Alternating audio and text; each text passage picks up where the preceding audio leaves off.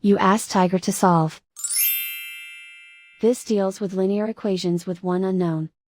The final result is x equals 5.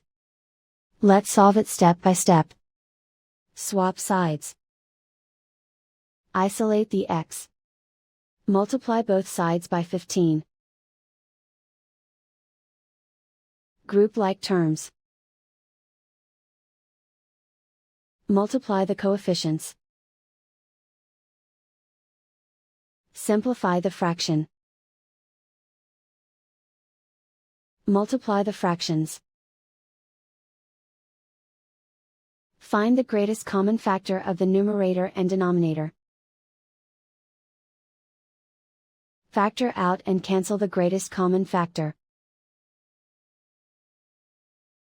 And so the final result is x equals 5.